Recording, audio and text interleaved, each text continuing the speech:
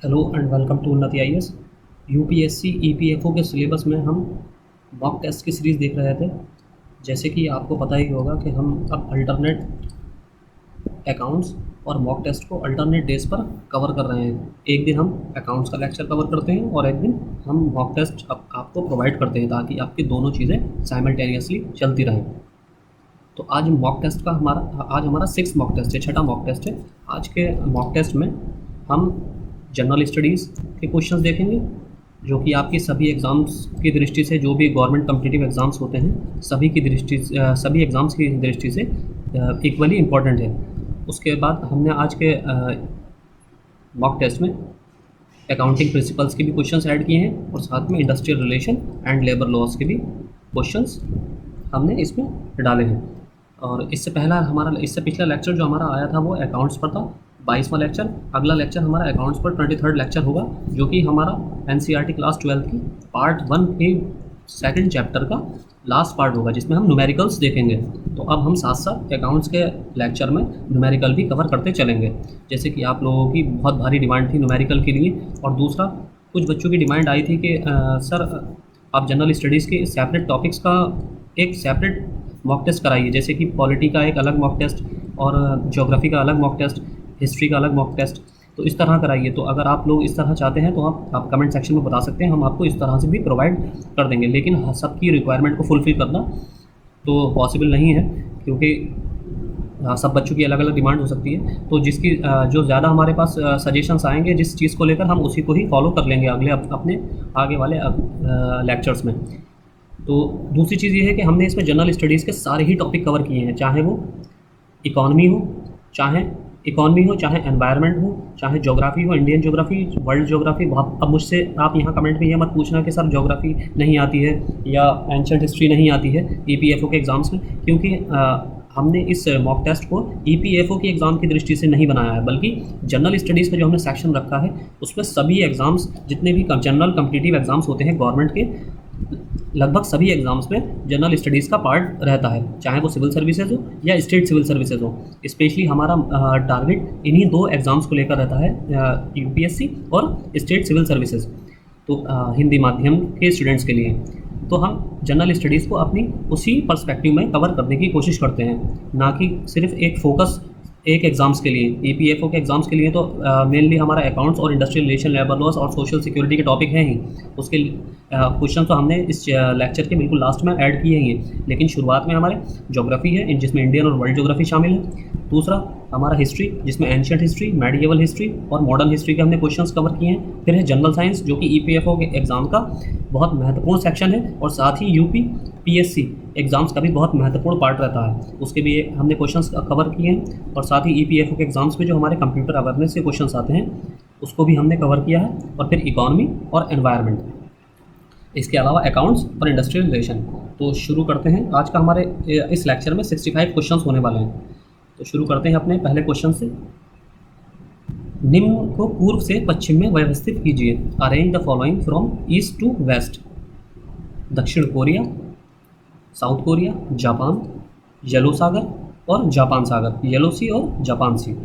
Option A 1 2 3 4, option B 2 4 1 3, option C 2 3 1 4 और option D 1 4 3 2। तो अगर आपने इस टाइम मैप की प्रैक्टिस नहीं कर रहे हैं तो आप बहुत ज़्यादा नुकसान में जाने वाले हैं, क्योंकि मैप से ज्योग्राफी के जो क्वेश्चंस आते हैं वो ज़्यादातर मैप रिलेटेड होते हैं। तो आई होप आपने आंसर अटेम्प्ट कर लिया होगा। तो इसका सही आंसर ऑप्शन बी 2 4 1 3। सबसे पहले दक्षिण कोरिया हमें पूर्व से पश्चिम क्रम में व्यवस्थित करना था, यानी कि इस साइड से इधर को हमें व्यवस्थित करना था, पूर्व से पश्चिम, ईस्ट टू वेस्ट। दक्षिण कोरिया, साउथ कोरिया, फिर उसके बाद है सबसे पहले हमारा जापान, फिर उसके बाद है 4 जापान सागर। पहले जापान आता है, उसके बाद जापान सागर, फिर हमारा दक्षिण कोरिया है, साउथ कोरिया है, और उसके बाद लास्ट में येलो सी कोरियाई पेनिनसुला और चाइना के बीच में है, चाइना के बीच में पड़ता है। अगला क्वेश्चन हमारा क्वेश्चन नंबर 2। निम्न में से कौन सा सही सुमेलित है? Which of the following is correctly matched? Tabriz Iraq, Isfahan Iran, Sana Yemen. Option A केवल 2, ऑप्शन बी 1 और 3, ऑप्शन सी 2 और 3 और ऑप्शन डी उपरोक्त सभी। आई होप आपने आंसर अटेम्प्ट कर लिया होगा। इसका सही आंसर है ऑप्शन सी 2 और 3। तबरीज़ ईरान में स्थित है। तबरीज़ सही सुमेलित नहीं है, तबरीज़ ईरान में स्थित है, ईरान में, ना कि इराक में।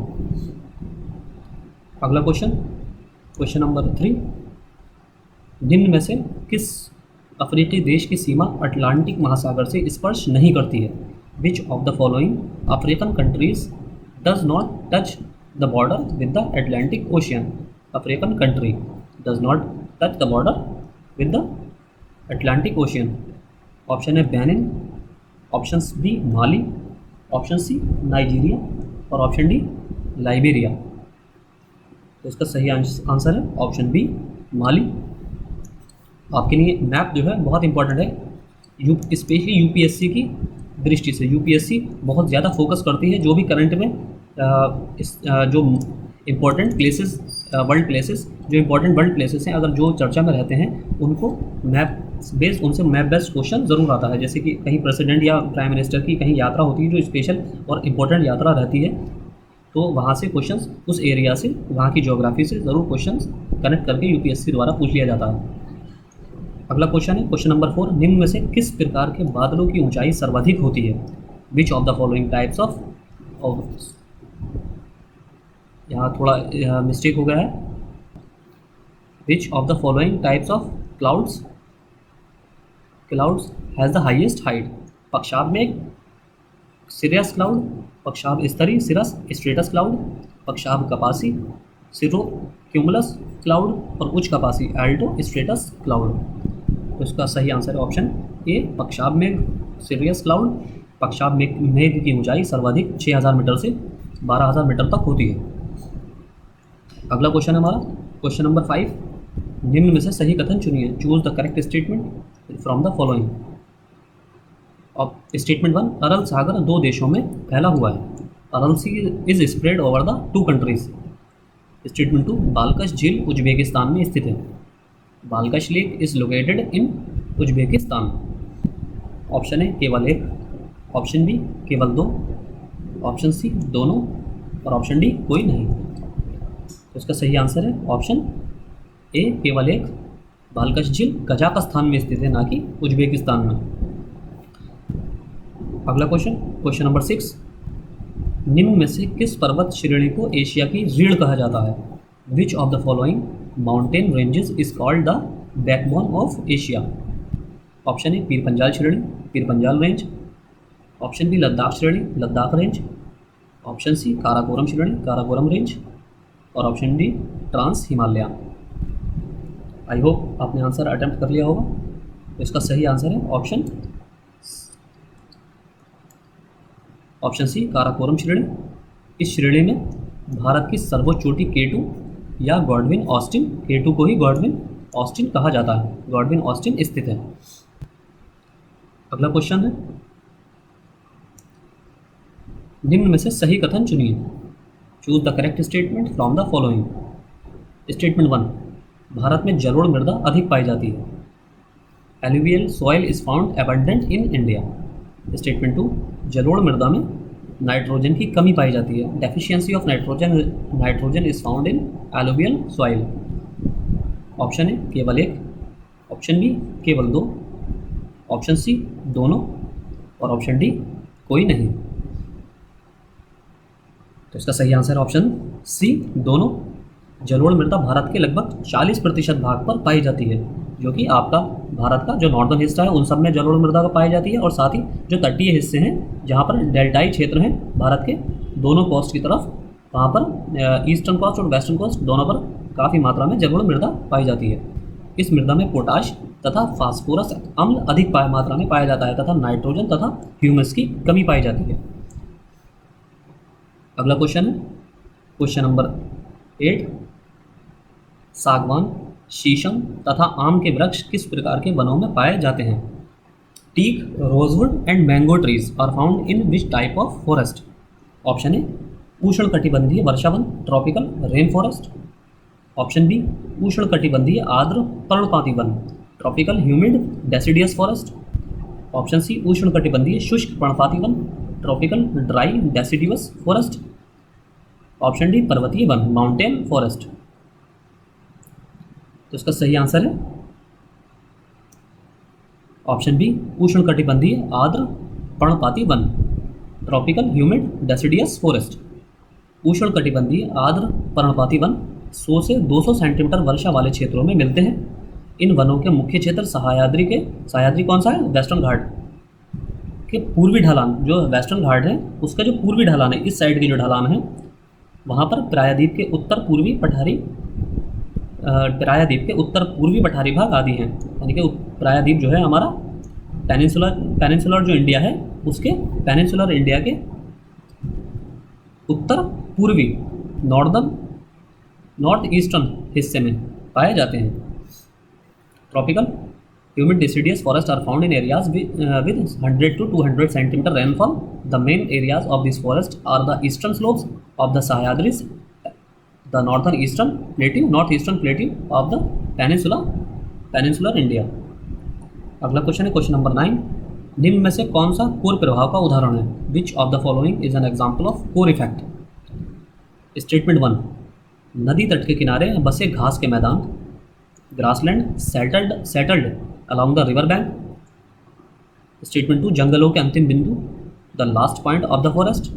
स्टेटमेंट 3, जहाँ एस्चुरी समुद्र में मिलती है, where estuaries fall in oceans.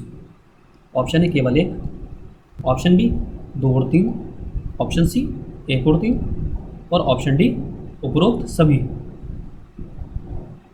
इसका सही आंसर है ऑप्शन डी उपरोक्त सभी। कोर प्रभाव एक पारिस्थितिकीय अवधारणा है जहाँ पर दो पारितंत्र आपस में मिलते हैं, वहाँ विशाल विविधता पाई जाती है। इस कोर प्रभाव में जहाँ दो क्षेत्र परस्पर व्याप्त होते हैं वहाँ दोनों क्षेत्रों की प्रजातियाँ पाई जाती हैं। अगला क्वेश्चन है क्वेश्चन नंबर 10। निम्न में से कौन सा अजैविक घटक का उदाहरण है? Which of the following is an example of an abiotic component? जल यानी कि वाटर, मिट्टी सॉइल और अपघटक डिकम्पोजर्स। आपको बताना है कि निम्न में से कौन सा अजैविक घटक का उदाहरण है, अबायोटिक कंपोनेंट है। ऑप्शन ए 1 और 2, ऑप्शन बी 1 और 3, ऑप्शन सी 2 और 3, ऑप्शन डी उपरोक्त सभी। उसका सही आंसर ऑप्शन ए 1 और 2। अपघटक जैविक घटक के उदाहरण है। The decomposers are example of a biological component या ऑर्गेनिक कंपोनेंट। अगला क्वेश्चन नंबर 11। निम्न में से कौन सा शीर्ष मांसभक्षी का उदाहरण है? Which one of the following is an example of top carnivorous? पहला है बाज ईगल, दूसरा है शेर लायन और तीसरा बड़ी शार्क बिग शार्क। तो इसमें से आपको बताना है कौन सा शीर्ष मांसभक्षी है। जो मांसाहारी शीर्ष मांसभक्षी कौन से होते हैं? शीर्ष मांसभक्षी ऐसे जानवर जो उन जानवरों का को खाते हैं जो ऑलरेडी मांस पर सेवन करते हैं। यानी कि जैसे बाज है, बाज मांस को खाता है, तो ऐसे कौन से जानवर हैं जो इस बाज को खा लेते हैं? ऑप्शन ए 1 और 2, ऑप्शन बी 2 और 3, ऑप्शन सी 1 और 3, ऑप्शन डी उपरोक्त सभी। तो इसका सही आंसर है ऑप्शन डी उपरोक्त सभी। शीर्ष मांसभक्षी में ऐसे जंतु आते हैं जो प्राथमिक एवं द्वितीयक उपभोक्ता को अपना आहार बनाते हैं और साथ में जो ऐसे जानवरों को भी जो मांसभक्षी ऑलरेडी होते हैं उनको भी खा लेते हैं। Top carnivorous such animals make their food from primary and secondary consumers such as eagle, big shark, lion, tiger. अगला क्वेश्चन है क्वेश्चन नंबर 12। निम्न में से कौन सा मानव निर्मित पारितंत्र का उदाहरण है? Which of the following is an example of man made ecosystems? Option A नदियाँ रिवर्स, ऑप्शन बी झीलें lakes, option C aquaculture, option D घास के मैदान ग्रासलैंड्स। तो बहुत इजी सा क्वेश्चन है, इसका सही आंसर है ऑप्शन सी एक्वाकल्चर। अगला क्वेश्चन नंबर 13। सिंधु सभ्यता का प्रसिद्ध नगर कालीबंगा किस नदी के किनारे स्थित है? The famous city of Indus civilisation Kalibanga is situated on the bank of which river? Option A Luni, option B Sindhu, option C Ghaggar या ऑप्शन डी रावी। तो तो इसका सही आंसर है ऑप्शन सी, घग्गर नदी। कालीबंगा स्थल राजस्थान के हनुमानगढ़ जिले में घग्गर नदी के किनारे पर स्थित है।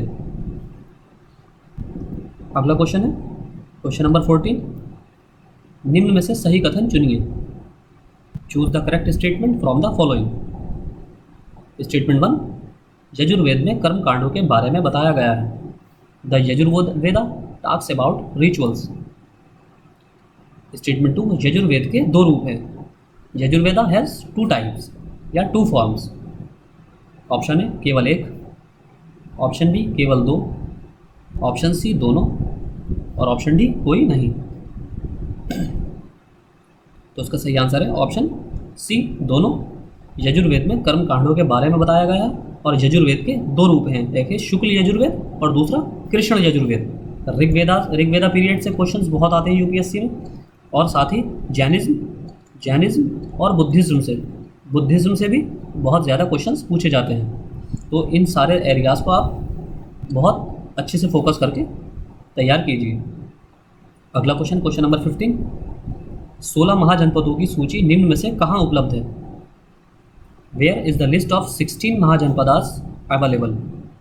Option A Anguttara Nikaya, option B संयुक्त निकाय, ऑप्शन सी महाभारत या ऑप्शन डी छंदोग्य उपनिषद। इसका सही आंसर है ऑप्शन ए अंगुत्तर निकाय। बौद्ध ग्रंथ अंगुत्तर निकाय व महावस्तु तथा जैन ग्रंथ भगवती सूत्र में 16 महाजनपदों का उल्लेख मिलता है। There are 16 mahajanapadas mentioned in the Buddhist scriptures. Anguttara Nikaya and महावस्तु, ये अंगुत्तर निकाय और महावस्तु दोनों बौद्ध ग्रंथ हैं, दोनों ही बौद्ध ग्रंथ हैं। इनमें भी उल्लेख मिलता है 16 महाजनपदों का, इन दोनों बौद्ध ग्रंथ में, अंगुत्तर निकाय में भी और महावस्तु में भी। और इसी तरह जैन ग्रंथ भगवती में भी 16 महाजनपदों का उल्लेख मिलता है। अगला क्वेश्चन नंबर 16, पहले जैन तीर्थंकर ऋषभदेव का प्रतीक निम्न में से क्या था। Which of the following was the symbol of Rishabhdeva the first Jain Tirthankar. Option A हाथी एलिफेंट, ऑप्शन बी बैल ऑक्स, ऑप्शन सी घोड़ा हॉर्स या ऑप्शन डी सांड बुल। तो बहुत ईजी सा क्वेश्चन है, एकदम फैक्चुअल। तो इसका सही आंसर ऑप्शन डी सांड यानी कि बुल। पहले जैन तीर्थंकर ऋषभदेव का जो सिंबल था वो बुल था। अगला क्वेश्चन नंबर 17, मंदिर निर्माण की खजुराहो शैली का विकास किसने कराया था। Who developed the Khajuraho style of temple. Option A Parmar शासक, Parmar ruler, option B Chandel शासक, ऑप्शन सी मौर्य शासक, ऑप्शन डी गुप्त शासक। तो इसका सही आंसर है ऑप्शन बी चंदेल शासक। खजुराहो शैली को चंदेल शैली के नाम से भी जाना जाता है। अगला क्वेश्चन नंबर 18, फारस का यात्री अब्दुल रज़्ज़ाक़ निम्न में से किसके शासनकाल में भारत आया था। यहाँ से हमारे मेडिएवल हिस्ट्री के क्वेश्चन स्टार्ट हो रहे हैं। Abdul Razzaq a traveller of Persia came to India during the rule of which of the following. Option A Harihara प्रथम, ऑप्शन बी देवराय प्रथम, ऑप्शन सी देवराय द्वितीय, ऑप्शन डी बुक्का प्रथम। बहुत फैक्चुअल क्वेश्चन, इसका सही आंसर है ऑप्शन सी देवराय द्वितीय, देवराय सेकंड। अगला क्वेश्चन नंबर 19, निम्न में से सही कथन चुनिए। Choose the correct statement from the following. Statement 1, Bahmani साम्राज्य का सबसे शक्तिशाली शासक फिरोज शाह बहमनी था। The most powerful ruler of the Bahmani empire was Firoz Shah Bahmani. Statement 2, उसने विजयनगर साम्राज्य के शासक देवराय द्वितीय को हराया था। He defeated Devaraya second, the ruler of the Vijayanagar empire. Option A केवल एक, ऑप्शन बी केवल 2, ऑप्शन सी दोनों और ऑप्शन डी कोई नहीं। तो इसका सही आंसर है ऑप्शन ए केवल एक। बहमनी साम्राज्य का शक्तिशाली शासक फिरोज शाह बहमनी था। फिरोज शाह बहमनी था, उसने विजयनगर साम्राज्य के शासक देवराय प्रथम को हराया था, यानी he defeated Devaraya first, the ruler of the Vijayanagar empire. अगला क्वेश्चन नंबर 20, क्वेश्चन नंबर 20, निम्न में से सही कथन चुनिए। Choose the correct statement from the following. Statement 1, Mahmud Gawa एक अफगानी व्यापारी था। Mahmud Gawa was an Afghan businessman. Statement 2, उससे मलिकुत तुजार की उपाधि दी गई। He was given the title of Malik ul Tujjar. Option A केवल एक, ऑप्शन बी केवल दो, ऑप्शन सी दोनों और ऑप्शन डी कोई नहीं। आई होप आपने आंसर अटेम्प्ट किया होगा। तो इसका सही आंसर है ऑप्शन बी केवल दो। महमूद गावा एक ईरानी व्यापारी था, ना कि अफगानी व्यापारी। ईरानी व्यापारी था और उसे मलिक उल तुजार की उपाधि दी गई। अगला क्वेश्चन, क्वेश्चन नंबर 21, मुंतखब उत तवारीख की रचना किसने की थी? Who composed Muntakhab ut Tawarikh? Option A Jahangir, option C B Badayuni, option C Gulbadan Begum, option D Abul Fazl. तो एकदम फैक्चुअल क्वेश्चन, इसका सही answer option B Badayuni. Medieval history से ज़्यादातर क्वेश्चंस जो आते हैं वो एकदम फैक्चुअल ही आते हैं। अगला क्वेश्चन है क्वेश्चन नंबर 22, बाबर का मकबरा कहाँ स्थित है? Where is Babur's tomb located? Option A Lahore, option B Fatehpur Sikri, option C Panipat, option D Kabul. तो ये भी एकदम फैक्चुअल क्वेश्चन है, इसका सही आंसर है ऑप्शन डी काबुल। अगला क्वेश्चन है क्वेश्चन नंबर 23, निम्न में से सही कथन चुनिए। Choose the correct statement from the following. यहाँ से हमारे मॉडर्न हिस्ट्री यानी कि इंडियन नेशनल मूवमेंट के क्वेश्चन स्टार्ट हो रहे हैं। स्टेटमेंट 1, 1828 में राजा राम मोहन राय द्वारा ब्रह्म समाज का गठन किया गया। Brahmo society was formed in 1828 by Raja Ram Mohan Roy. Statement 2, ये एक धार्मिक संगठन था। It was a religious organisation. Option A केवल एक, ऑप्शन बी केवल दो, ऑप्शन सी दोनों, ऑप्शन डी कोई नहीं। आप में से बहुत से बच्चे इस स्टेटमेंट में कंफ्यूज हो जाएंगे कि धार्मिक संगठन था या फिर एक कल्याणकारी या समाजवादी संगठन। तो जबकि ये एक धार्मिक संगठन था, तो इसलिए इसमें दोनों ही स्टेटमेंट सही हैं। अगला क्वेश्चन है क्वेश्चन नंबर 24। क्वेश्चन नंबर 24, निम्न में से सही कथन चुनिए। Choose the correct statement from the following. Servant of India society की स्थापना 1915 में की गई थी। The servant of India society was established in 1915। Statement 2, इसकी स्थापना गोपाल कृष्ण गोखले ने की थी। It was founded by Gopal Krishna Gokhale. Option A केवल एक, ऑप्शन बी केवल दो, ऑप्शन सी दोनों, ऑप्शन डी कोई नहीं। तो इसका सही आंसर है ऑप्शन बी केवल दो। सर्वेंट ऑफ इंडिया सोसाइटी की स्थापना 1905 में की गई थी। इसकी स्थापना गोपाल कृष्ण गोखले ने की थी। 1915 में गोपाल कृष्ण गोखले की मृत्यु के बाद श्रीनिवास शास्त्री ने इसका अध्यक्ष पद संभाला। यानी कि 1915 में जब गोपाल कृष्ण गोखले की मृत्यु हो गई तो उसके बाद श्रीनिवास शास्त्री ने को इसका अध्यक्ष बनाया गया था। अगला क्वेश्चन है क्वेश्चन नंबर 25। राधा स्वामी आंदोलन की शुरुआत किसने की थी? Who started the Radha Swami movement? Option है शिव नारायण अग्निहोत्री, ऑप्शन बी राधाकांत देव, ऑप्शन सी श्री नारायण गुरु, option D Shivdayal. Option D है शिवदयाल। इसका सही आंसर है ऑप्शन डी शिवदयाल। आगरा के एक बैंकर ने आगरा के एक बैंकर जिनका नाम तुलसीराम था, जिन्हें शिवदयाल साहब के नाम से जाना जाता था, इन्होंने 1861 में इस आंदोलन की शुरुआत की। अगला क्वेश्चन, क्वेश्चन नंबर 26, निम्न को कालानुक्रम में व्यवस्थित कीजिए। Arrange the following in chronological order. Indian league, British Indian association, Bengal British India society और ईस्ट इंडिया एसोसिएशन। ऑप्शन है 1 2 3 4, ऑप्शन बी 2 1 4 3, ऑप्शन सी 4 3 2 1 या ऑप्शन डी 3 2 4 1। तो इसका सही आंसर है 3 2 4 1। इंडियन लीग की स्थापना 1875 में की गई थी। ब्रिटिश इंडियन एसोसिएशन 1851 में इसकी स्थापना की गई थी और बंगाल ब्रिटिश इंडिया सोसाइटी 1843 सबसे पहले इसी की स्थापना की गई थी, इसलिए इसे पहले अरेंज करेंगे।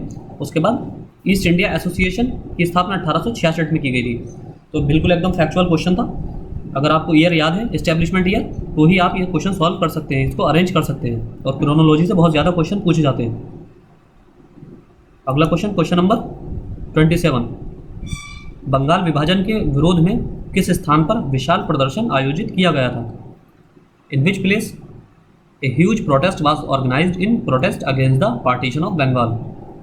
Option A Lal Qila, red fort, option B town hall, option C fort William college, option D कोई नहीं। तो इसका सही आंसर है ऑप्शन बी टाउन हॉल। इसके विरोध में कलकत्ता में के टाउन हॉल में एक विशाल प्रदर्शन आयोजित किया गया। अगला क्वेश्चन, क्वेश्चन नंबर 28, अनुशीलन समिति की स्थापना किसने की थी? Who founded the Anushilan committee? Option A Gyanendra Nath Basu, option B Bhupendra Dutt, option C Prafulla Chaki, option D Khudiram Bose. तो इसका सही आंसर है ऑप्शन ए ज्ञानेंद्र नाथ बसु। बंगाल में क्रांतिकारियों का प्रथम गुप्त संगठन अनुशीलन समिति था, जिसका गठन 1902 में किया गया था। अगला क्वेश्चन है क्वेश्चन नंबर 29, निम्न में से कौन सा सही सुमेलित नहीं है? Which of the following is not correctly matched? समितियां संगठन एक तरफ और दूसरी तरफ इनका स्थापना वर्ष। मित्र मेला 1899 में, अभिनव भारत 1904, इंडिया हाउस 1905, गदर दल 1923।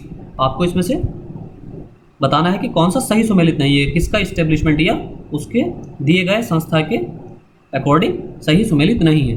तो इसका सही आंसर है ऑप्शन डी गदर दल 1923। गदर दल की स्थापना 1913 में लाला हरदयाल ने सैन फ्रांसिस्को अमेरिका में यानी कि यूएसए में की थी।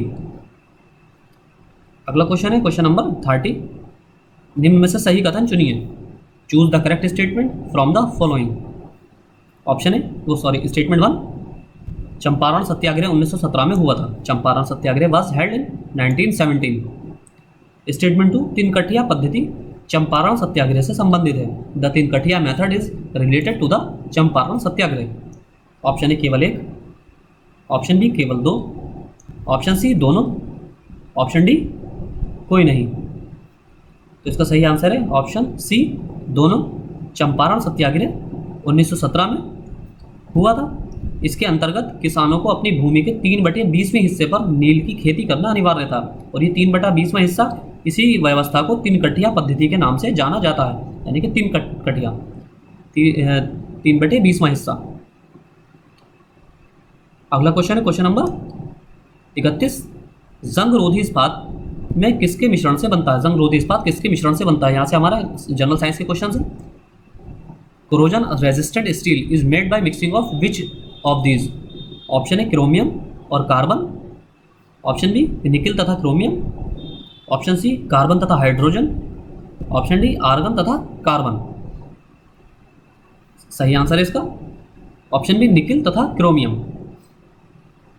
अगला क्वेश्चन है क्वेश्चन नंबर 32, चाय में कौन सा अम्ल पाया जाता है? विच acid is found in T? अगला क्वेश्चन हमारा क्वेश्चन नंबर 32, चाय में कौन सा अम्ल पाया जाता है? विच acid is found in T? Option है फार्मिक अम्ल, ऑप्शन बी ऑक्जेलिक अम्ल, ऑप्शन सी टेनिक अम्ल, ऑप्शन डी टार्टरिक अम्ल। आपको पता होना चाहिए सारे अम्ल, ये कौन सा अम्ल किस चीज़ में पाया जाता है, चाहे ऑक्जेलिक हो, चाहे फॉर्मिक हो, चाहे टेनिक हो या टार्टरिक हो, ये सारे अम्ल का आपको पता होना चाहिए। तो इसका सही आंसर है ऑप्शन सी टेनिक अम्ल, टेनिक एसिड। अगला क्वेश्चन है क्वेश्चन नंबर 33, निम्न में से कौन सा सही सुमेलित नहीं है? Which one of the following is not correctly matched? एक साइड पदार्थ है और दूसरी साइड पीएच मान है, कि पीएच वैल्यू। दंतमंजन, इसकी पीएच वैल्यू 8 होती है। मानव मूत्र, ह्यूमन यूरिन, इसकी पीएच वैल्यू 6 होती है। अंडा, एग, इसकी पीएच वैल्यू 5 होती है। और शीतल पे इसकी पीएच वैल्यू 5.5 होती है। तो आपको बताना है इसमें से कौन सा सही सुमेलित नहीं है, किसका पीएच मान उस पदार्थ से सही सुमेलित नहीं करता है। तो इसका सही आंसर है ऑप्शन सी अंडा। अंडे की पीएच वैल्यू 7.7 होती है, यानी कि ये थोड़ा सा क्षारीय प्रकृति का होता है। जैसे कि 7 से नीचे जिसकी वैल्यू होती है पीएच वैल्यू वो अम्लीय प्रकृति के होते हैं और 7 से ऊपर क्षारीय प्रकृति के, और 7 न्यूट्रल होता है। अगला क्वेश्चन नंबर 34, निम्न में से कौन सा सुमेलित नहीं है? Which of the following is not correctly matched. एक साइड है रोग और दूसरी साइड उनका कारक विषाणु कॉजिंग वायरस। पहला ऑप्शन है चेचक वेरियोला वायरस, चिकन पॉक्स यानी कि variola virus. Option B influenza varicella virus. Option C dengue बुखार arbovirus. Option D rabies rhabdovirus. तो इसमें से कौन सा सही सुमेलित नहीं है? इसका सही आंसर है option B influenza varicella virus. Influenza orthomyxovirus के कारण होता है, ना कि वेरिसेला वायरस के, जबकि वेरिसेला वायरस चिकन पॉक्स से ही संबंधित है। वेरिसेला और वेरियोला दोनों ही चिकन पॉक्स से संबंधित वायरस हैं और इन्फ्लुएंजा आर्थोमिक्सो वायरस के कारण होता है। अगला क्वेश्चन नंबर 35, उपास्थि के संबंध में सही कथन चुनिए। Choose the correct statement regarding cartilage. Statement 1, इसका मैट्रिक्स अर्धठोस होता है। Its matrix is semi solid. Statement 2, ये कॉर्डिन नामक प्रोटीन का बना होता है। It is made of protein called कॉर्डिन।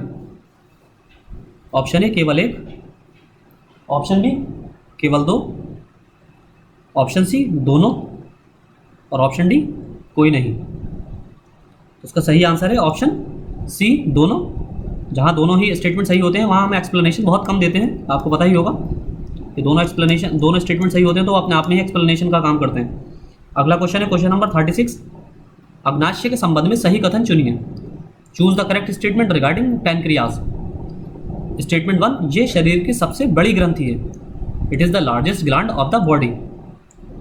ये स्टेटमेंट 2, ये अंतःस्रावी और बहिस्रावी दोनों प्रकार की ग्रंथि है। It is both endocrine and exocrine type of gland.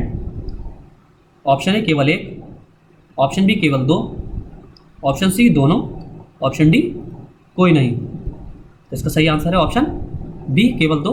अग्नाशय यकृत के बाद शरीर की दूसरी सबसे बड़ी ग्रंथि है। The pancreas is the second largest gland in the body after the liver. ये अंतःस्रावी और बहिस्रावी दोनों प्रकार की यानी कि एंडोक्राइन भी और एक्सोक्राइन टाइप ऑफ ग्लैंड है। अगला क्वेश्चन नंबर 37, एक्साइमा रोग शरीर के किस अंग को प्रभावित करता है? Eczema disease affect which part of body? Option A त्वचा स्किन, ऑप्शन बी मस्तिष्क ब्रेन, ऑप्शन सी आंत इंटेस्टाइन, ऑप्शन डी आंख आई। तो इसका सही आंसर है ऑप्शन ए त्वचा। अगला क्वेश्चन नंबर 38, प्रोटीन में नाइट्रोजन का लगभग कितना प्रतिशत पाया जाता है? यानी कि प्रोटीन में कितनी प्रतिशत नाइट्रोजन पाई जाती है? Approximately what percentage of nitrogen is found in protein? Option A 20%, 20%, option B 30%, option C 16%, option D 42%। तो इसका सही आंसर है ऑप्शन सी 16%। प्रोटीन में 16% नाइट्रोजन पाई जाती है। क्वेश्चन नंबर 39, संविधान के निम्न में से किस प्रावधान को संसद के साधारण बहुमत द्वारा पारित नहीं किया जा सकता है? यहां से हमारा पॉलिटी का सेक्शन शुरू हो गया है। Polity, which of the following provisions of the constitution can not be passed by a simple majority of parliament? Option A संसद में गणपूर्ति quorum in parliament, option B राजभाषा का प्रयोग use of official language, option C वस्तु और सेवा कर परिषद goods and services tax council, option D केंद्र शासित प्रदेश यूनियन टेरिटरी। तो इसका सही आंसर है ऑप्शन सी वस्तु और सेवा कर परिषद goods and service tax council. वस्तु और सेवा कर परिषद को संसद के विशेष बहुमत तथा आधे राज्यों की स्वीकृति द्वारा पारित किया जा सकता है। The goods and services tax council can be passed with the approval of A special majority of parliament and half of the states. अगला क्वेश्चन है क्वेश्चन नंबर 40, निम्न में से कौन सा संविधान की मूल संरचना का घटक है? Which of the following is a component of the basic structure of the constitution? Statement 1, संविधान का संघीय रूप स्वरूप federal form of the constitution. Statement 2, राष्ट्र की एकता एवं अखंडता unity and integrity of the nation. Statement 3, कल्याणकारी राज्य वेलफेयर स्टेट। ऑप्शन ए एक और दो, ऑप्शन बी उपरोक्त सभी, ऑप्शन सी केवल दो और ऑप्शन डी एक और तीन। तो इसका सही आंसर है ऑप्शन बी उपरोक्त सभी।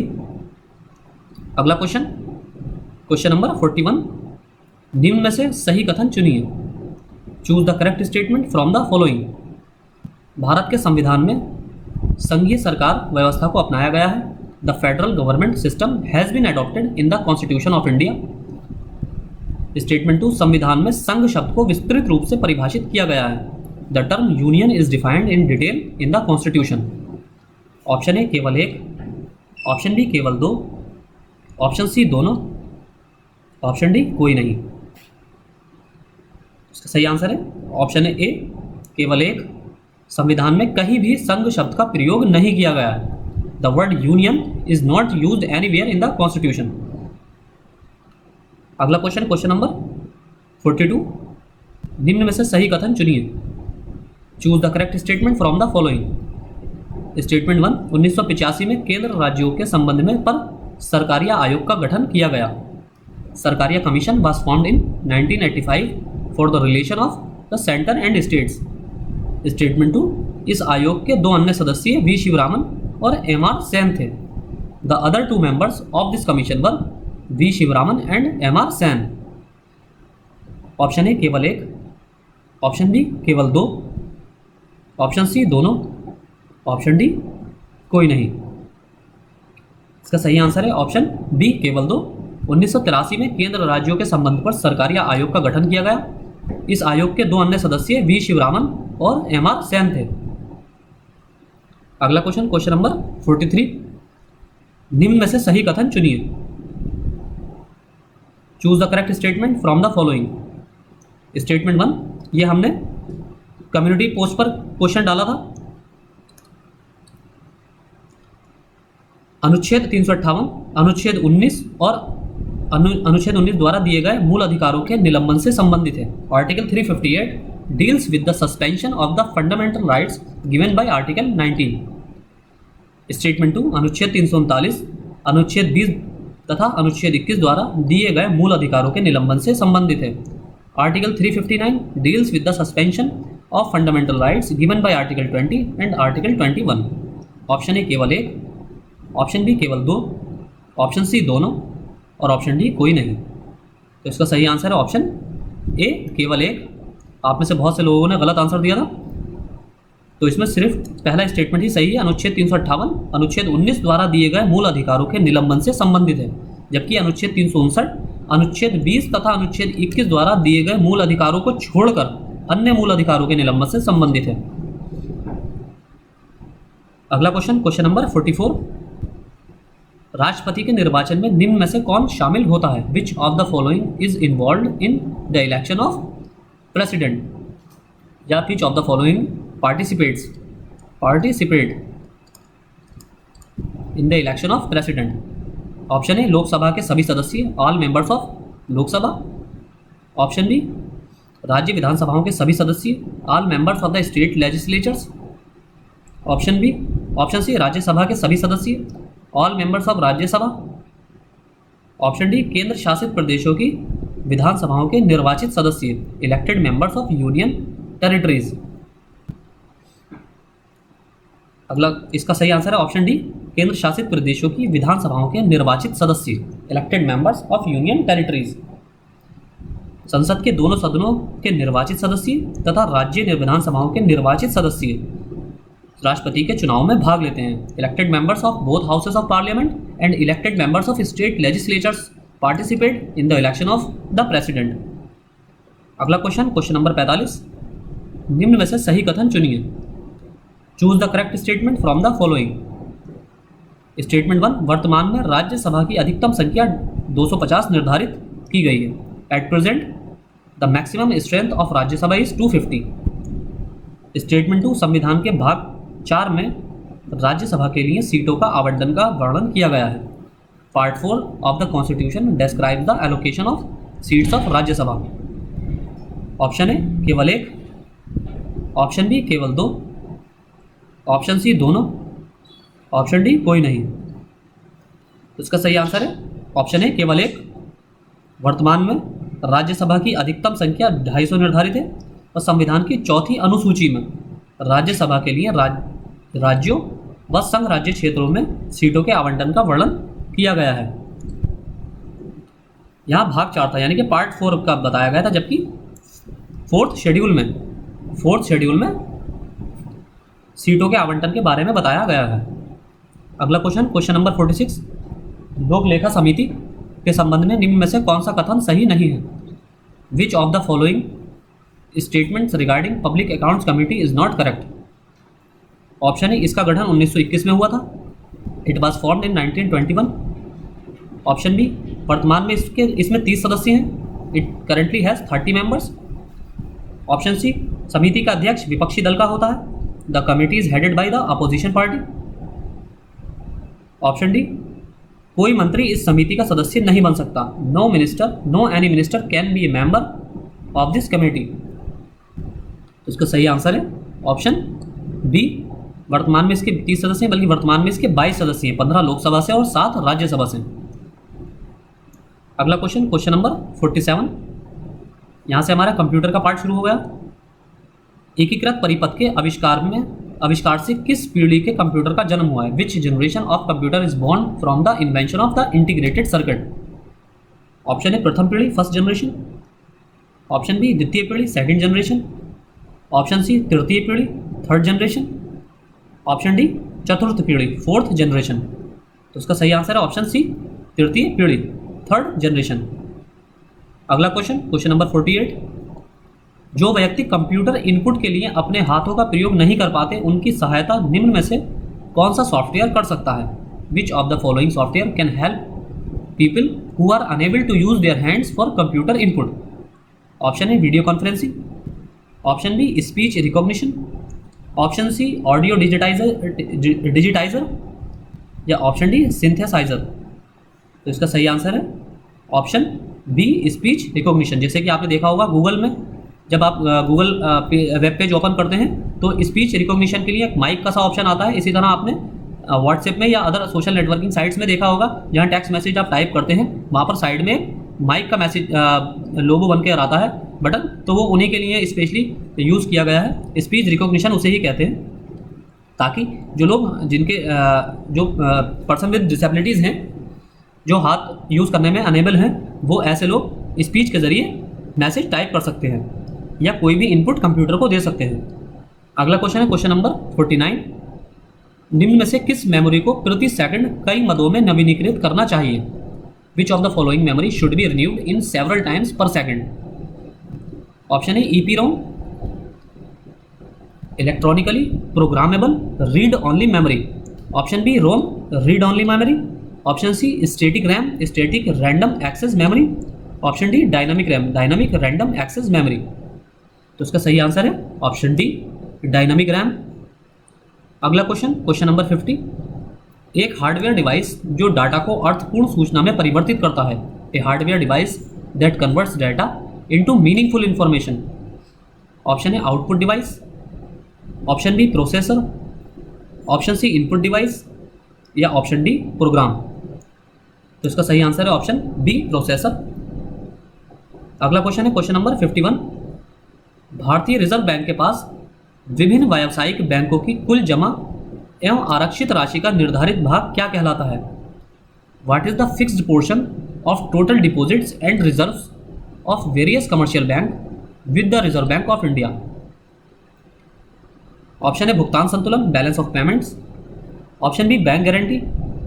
ऑप्शन सी, अमानत राशि, सिक्योरिटी डिपॉजिट।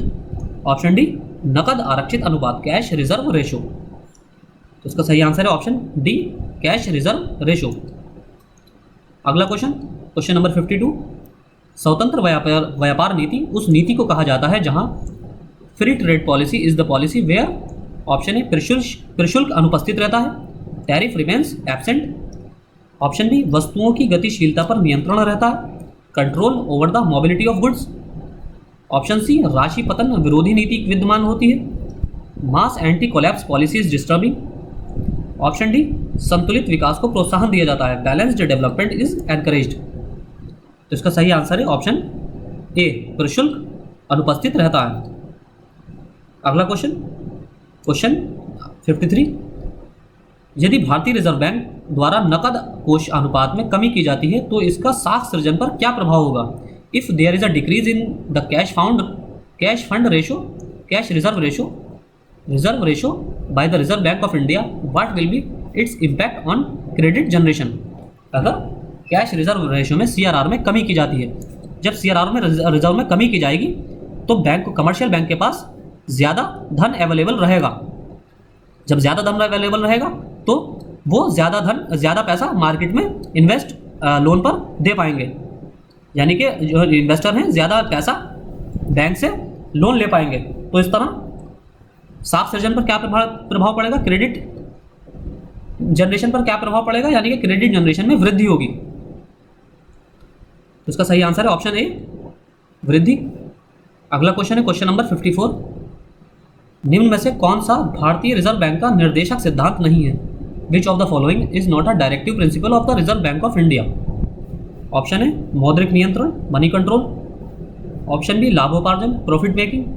ऑप्शन सी मुद्रा जारी करना, करेंसी इशूइंग। ऑप्शन डी संपूर्ण देश का हित, the interest of the entire country. तो इसका सही आंसर है लाभोपार्जन, option B is the right answer. अगला क्वेश्चन है हमारा क्वेश्चन नंबर 55, निम्न में से किस प्रकार के खाते को प्रधान प्रविष्टि की पुस्तक कहा जाता है? यहाँ से हमारे अकाउंट्स के क्वेश्चन हैं। Which of the following types of accounts is called the book of principal entry? रोजनामचा यानी कि जर्नल। ऑप्शन बी खाता बही, ledger account. Option C T आकार का खाता, T shaped account. Option D तुलन पत्र, बैलेंस शीट। तो इसका सही आंसर ऑप्शन बी खाता बही, लेजर अकाउंट। लेन देनों के अभिलेखन में क्रम के कारण रोज नामचे को प्रारंभिक प्रविष्टि की पुस्तक तथा खाता बही को प्रधान प्रविष्टि की पुस्तक, प्रिंसिपल बुक ऑफ एंट्री कहा जाता है, यानी खाता लेजर अकाउंट को प्रधान प्रविष्टि की पुस्तक कहा जाता है। अगला क्वेश्चन, क्वेश्चन नंबर 56, किसी दी हुई तिथि में किसी खाते विशेष का फर्म से संबंध किस निम्न में से किसके द्वारा ज्ञात किया जाता है? The relation of a particular account to a firm on a given date is known by which of the following? Option है रोजनामचा, जर्नल। ऑप्शन बी खाता बही, ledger account. Option C T आकार का खाता, T shaped account. Option D तुलन पत्र, balance sheet. तो इसका सही आंसर है ऑप्शन बी खाता बही। संगठन के लिए खाता बही महत्वपूर्ण व आवश्यक दस्तावेज है। एक दी हुई तिथि से किसी खाते विशेष का फर्म के साथ क्या संबंध है या क्या संबंध था, इसका निर्धारण खाता बही से ही संभव होता है।